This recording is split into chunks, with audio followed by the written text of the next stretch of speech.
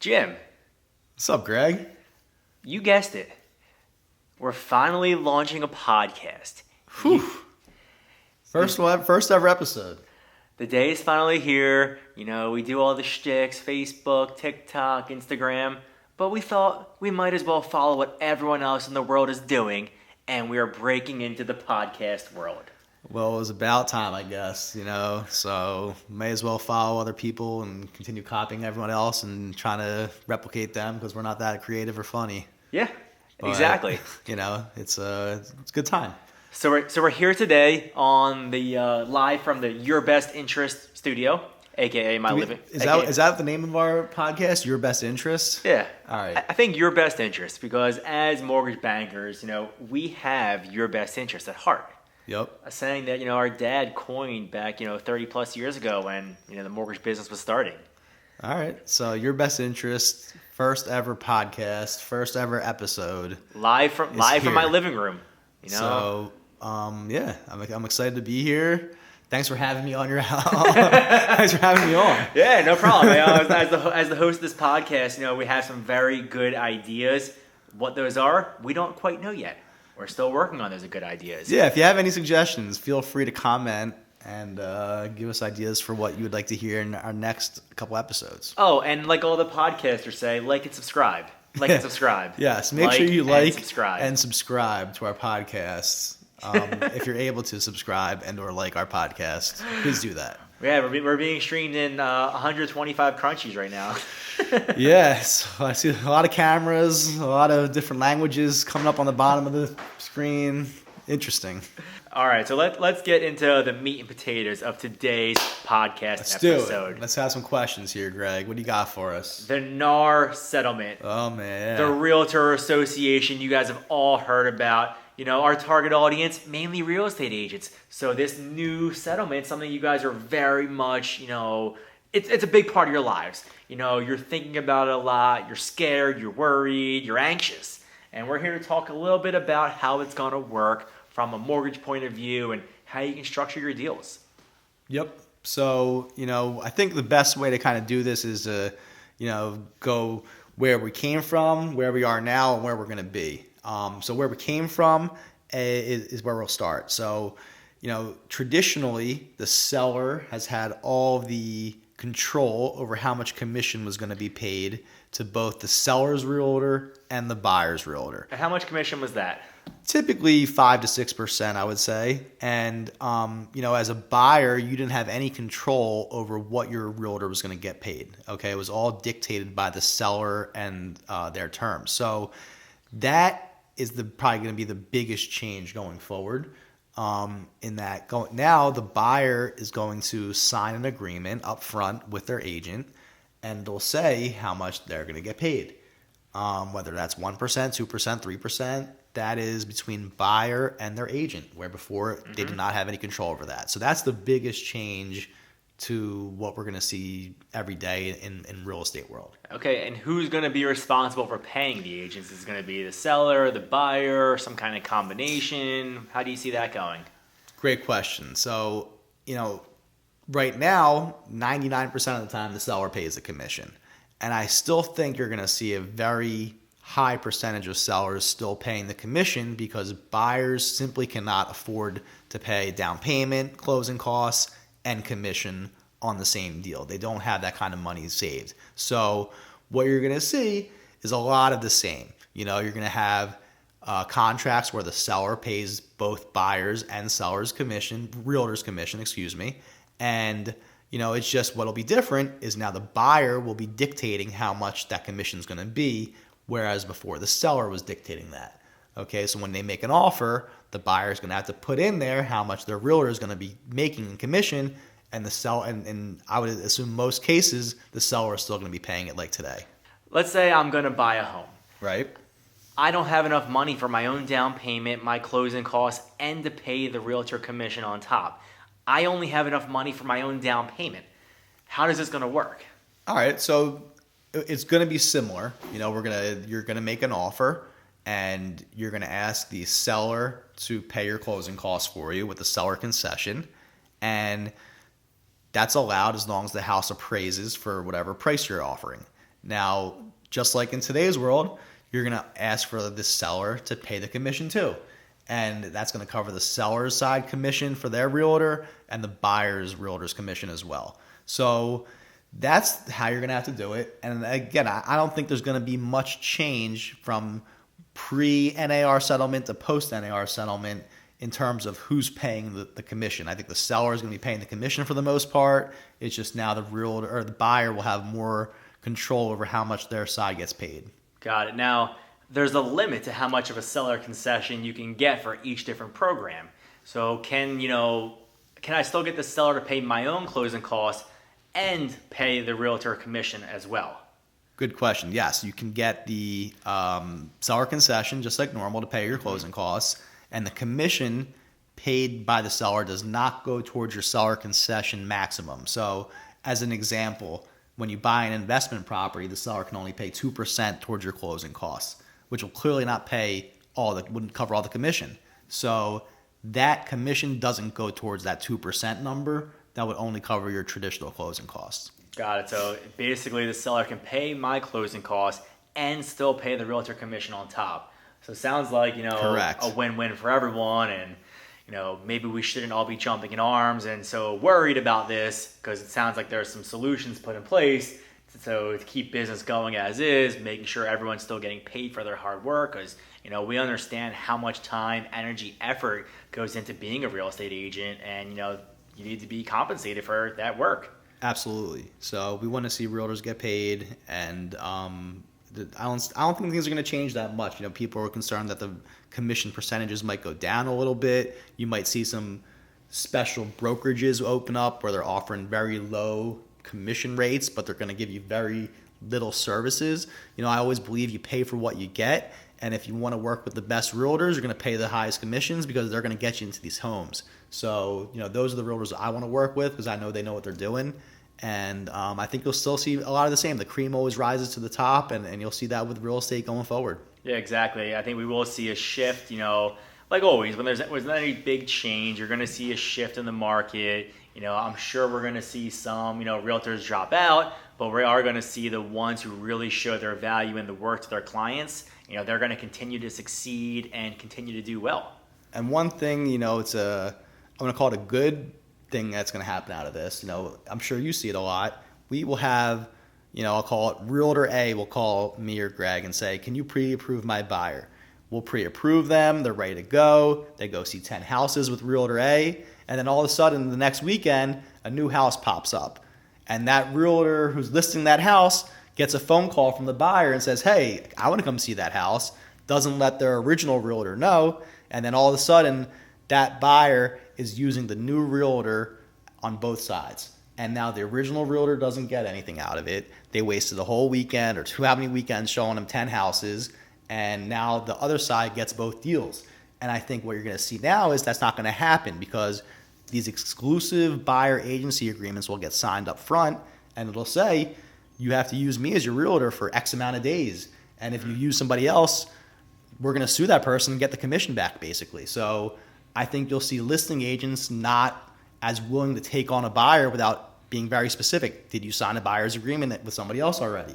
If you didn't, you can sign one with me. But if you did, I cannot show you this house. Yeah. And I think that's something realtors are, it's a very sticky business. You can lose somebody very quickly because of those issues, and I think you're not going to have those issues anymore. Yeah, that's a great point, which I didn't even think about myself, is you probably will now see, stickier clients. Once you sign that agreement, you're agreeing to work with that buy-side realtor for X amount of time, and, it should be a good thing overall. Right. Because, one thing I always hate about my job is when we're working with a realtor refers a client to us. We develop that relationship with the client, the realtor, then all of a sudden a couple weeks later, the client calls us and they say, you know what, I'm not jiving with that realtor, I'm going to change, don't say anything, don't say anything to the agent, I don't want it to be uncomfortable. Then, I listen, I stay neutral. Then the realtor will contact me, hey, I'm just checking up on that client, how's everything going? And it puts me in an uncomfortable spot because the realtor referred the client to me. The client said, don't tell the realtor I don't want to work with them anymore. And it just makes it an uncomfortable situation for everyone. Exactly. I had the exact same story basically happen, but in my situation, they called or excuse me, the realtor called me, had a great buyer for me, got them pre-approved. They were looking with the realtor, and then all of a sudden a new listing came on. The buyer knew that realtor as well, called that realtor, and all of a sudden that realtor got both sides and the original realtor got nothing. And what sucked was, the second realtor posted it on Facebook, and then the original realtor saw it and it was called me up and was like, Jim, why didn't you call me and tell me about this? And I was like, well, they called the listing agent and bought their property and kind of cut you out, and it's not really my place to kind of do that. So I'm hopeful that we won't have that happen anymore. Yeah. Because that was always not a fun position to be in for us, and we do a lot of deals with a lot of realtors in this area, so we were always kind of put in the middle when buyers were switching agents like that. And I think that's one of the good benefits that's going to come out of this, is that you won't see buyers switching like that and screwing over their agents so much. Yeah, exactly. Because, like you said, we know a lot of the realtors in the area, and when a client goes from realtor A to realtor B, I don't want to then go back to realtor A. Hey, they might be talking to another realtor, and then realtor B gets mad at me for saying something to realtor A. And then we lose the deal altogether. So that's never good for business, and we don't want to disrespect our clients' wishes, obviously. And we understand it comes in as a mutual client, but then they decide to make changes. It's hard for us to then go against their wishes. So I'm happy to. I think that's one of the positives, that you'll see stickier clients, and you'll see more. I don't know what I was going to say there. Yeah. And I'm not experienced in my podcast. Yeah, we're learning. We're trying to keep these in for like bloopers, maybe potentially. And yeah, I mean, one suggestion I would make too is talk to your brokers. Figure out what's working in your agency. I'm sure all the companies are going to come out with their exclusive agreements and what it entails. And I've never heard any realtor say, hey, we signed this agreement, we locked in for, let's say, 6 months. If 2 months in we're not getting along, we're not jiving, I've never heard a realtor say you have to keep going for an extra 4 months. I'm sure any realtor, any client, if you have a disagreement, things aren't working, they'll let you get out of this agreement. If they show you a property and you put an offer with another agent, that's going to be an issue. But if there's just some kind of disagreement, or you're not really feeling each other, I'm sure they'll be willing to work with you to get out of these things. Yep, I agree entirely with that. I think 99% of realtors will release you from it and let you go do what you want to do, because they don't want to waste their time with somebody who's not happy, and they just want to get compensated for their work. So I think these buyer exclusive agreements that you're going to see come out are going to be very specific to time spent. I don't know what they're going to say exactly, but if I was creating one, I would make it, okay, you get one, I'll take a 1% commission if we see the house on the first weekend, but if it takes us more time, then I'll take a 2% commission. And if it takes us even more time, then a 3% commission. And I think, that would make most sense to me. I don't know if that's going to happen, but I do think you'll find some brokerage out there that's willing to do it based on time spent. And, maybe it does lead to lower commissions than what we were seeing before. Because that's what the news has been telling us, that you're going to see the commissions come down a little bit. Mm-hmm. But overall, I don't think things are going to change too much on the real estate side with the whole commission thing. Yeah, and I mean, the way it is, sales is the way people make money. People who are successful in sales typically are the ones who are the highest earners. Real estate is very high price points. You make more in sales doing real estate than you do selling ice cream cones. So it makes sense that you're being rewarded for these high price sales. So maybe we take a shift. Maybe we start talking a little bit more about what even is a mortgage. What's a pre-approval? What do we do all day long? Well, here, you want to take this one, Greg? What's a pre-approval? Why don't you hit this one up? Yeah, so pre-approval, what that means is when we've basically talked to a client, we're going to get their information. So we're going to get their name, their date of birth, their social, things like that. And we're going to run their credit. That's the first thing we do. We're looking to see what their score is. We're looking to see how much monthly debt these people have. And we're going to compare that monthly debt to their monthly income. And that's going to let us know if we can get them an approval, and if so, for how much. So after we do that initial credit pull, we reach back out to the client and we say, hey, your score is this. This is the kind of debt we're seeing. Based off what you told us you're making, you should be in this price range. But from there, we like to verify everything, because buyers are liars. Everyone likes to say they make more money than they really do. For whatever reason, it makes them feel better about themselves. So we get their documents up front. Because once we get their documents, we can figure out exactly what income they're earning, which is important to us. Because if you tell us you're earning a certain amount and you're really earning less, you might not get approved for that loan. So we get their documents. That could be your W-2s, your pay stubs, bank statements, things like that. We're going to look through them. We're going to calculate your income. And then we're going to say, hey, look, you're good to go up to X, monthly payment or Y purchase price, whatever it may be. And from there, you have your pre-approval. That's your golden ticket. That's what you and your realtor need to submit offers. Because without a pre-approval, unless you're buying the home in cash, you're kind of wasting everyone's time because no reputable real estate agent is going to accept your offer without something showing that, hey, you're actually good for this money. So they come to us, we get them the Willy Wonka golden ticket, and they go on their way, and hopefully they find a house. And from there, we kind of sit and wait.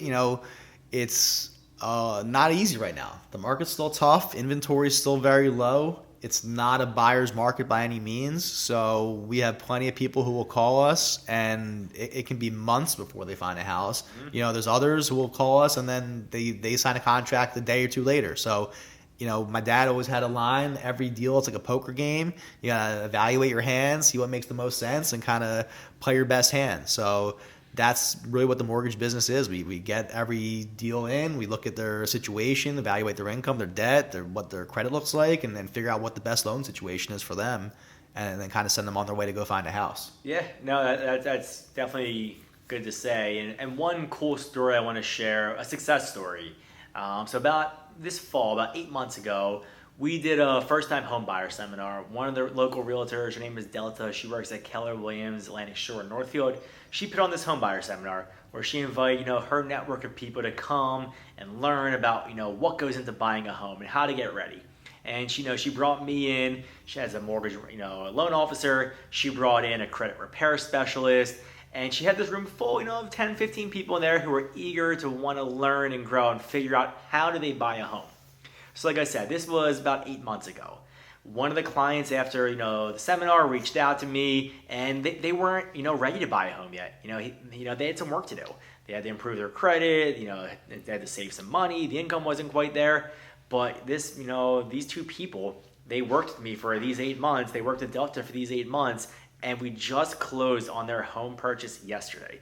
So it's a true success story. It doesn't usually happen that way. Usually these people, they'll come, they'll learn, and they don't follow up. But the good thing is, if you listen to what we tell you to do, if you follow the game plan, home ownership, it is possible. So just, if you're out there right now feeling like you're never going to buy a home, you can't afford this, you're losing your motivation, I'm here to tell you, stay positive, follow the plan, talk to a lender, talk to us, because the other lenders, they're not as good as us. We're good looking, according to my grandmom. But, yes. I think that's great, Greg. And, that's what we're here for, is to kind of evaluate their situation, make sure they're going to be okay. And, your story was spot on. We can't fix somebody's income, right? We can't create that more money for them every year. We can't put money in the bank for them, but we can help them with a grant program for down payment. We can help get them a cosigner, maybe suggest a cosigner to help them qualify for more of a loan. And if it's their credit, we can definitely help guide someone how to fix their credit. But like you said, we can only kind of guide them. They got to come drink the water themselves. They have to do the work themselves. They have to pay the bills. They got to, put the work in. So, we can guide them as much as possible, but it's nice to have that success story because we do waste a lot of time trying to help people who don't go anywhere. I would say that's not most of my day, but most of my time waste is on stuff like that. Clients that just want to try, they want you to give them the advice, but then they don't actually follow through on the advice. Yeah, exactly. You're someone making minimum wage, they're not going to buy a home on their own. It's sad but true. That's just the way it works. You will need some kind of cosigner to help. And, it's tough out there, like you mentioned earlier. Home prices shot up over the last couple of years. Interest rates are higher. But Sometimes maybe you have to